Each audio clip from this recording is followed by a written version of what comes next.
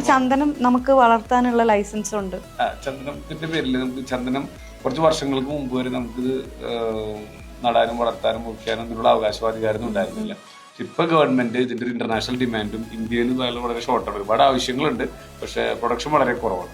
അപ്പൊ അത് മനസ്സിലാക്കി ഗവൺമെന്റ് തന്നെ ചന്ദന കൃഷി നല്ല രീതിയിൽ പ്രോത്സാഹിപ്പിക്കുന്നുണ്ട്, അതിന് ഒരുപാട് ആനുകൂല്യങ്ങൾ തരുന്നുണ്ട്. ഇൻഡിവിജ്വൽസിന് ചന്ദനം വളർത്താൻ ചെയ്യാൻ പറ്റും. പക്ഷെ ഇപ്പോൾ മുറിക്കാനും വിൽപ്പന നടത്താനുള്ള അധികാരം അത് ഫോറസ്റ്റ് ഡിപ്പാർട്ട്മെന്റ് ഗവൺമെന്റ് തന്നെയാണ്. അപ്പൊ ഇതുകൊണ്ട് ഗുണം എന്ന് വെച്ച് കഴിഞ്ഞാല് വാങ്ങുന്നവർക്ക് ലോങ് ടൈമിൽ 10 കൊല്ലം കഴിഞ്ഞാൽ ഒരു വലിയ ഹ്യൂജർ എമൗണ്ട് ഈ കൾട്ടിവേഷൻ കിട്ടുകയാണ്.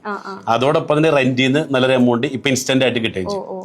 അപ്പൊ ഒരു ഇവിടുത്തെ പ്ലസ് പോയിന്റ് എന്ന് വെച്ചാൽ വാങ്ങുന്ന കസ്റ്റമർ അവർ ഹാപ്പിയാണ്. അതോടൊപ്പം തന്നെ ഇത് വിൽക്കുന്ന സെല്ലേഴ്സ് ഉണ്ട്, ഇവർക്കൊക്കെ ഞങ്ങൾ ഒരു ഹൈ ബെനിഫിറ്റാണ് കൊടുക്കുന്നത്. അതോടൊപ്പം ഞങ്ങൾ കമ്പനി, അതായത് 3 സെക്ടറിലും ഒരേപോലെ പ്രോഫിറ്റ് ഉണ്ടാക്കിക്കൊണ്ടാണ് മുന്നോട്ട് പോകുന്നത്. അതിനേക്കാൾ ഉപരി അനുസരിച്ച് ഏറ്റവും വലിയ പ്ലസ് പോയിന്റ് റിയൽ എസ്റ്റേറ്റ് മേഖലയിൽ ഇന്ന് ഏറ്റവും കൂടുതൽ ലേഡീസ് വിജയിച്ചു വരുന്ന ഒരു കമ്പനി കൂടിയാണ് ഞങ്ങളെ ജസ്പേഡ് റിയൽ എസ്റ്റേറ്റ് കമ്പനി. ഓക്കെ, കാരണം വനിതകളെ മുൻനിരയിലേക്ക് എത്തിക്കുക.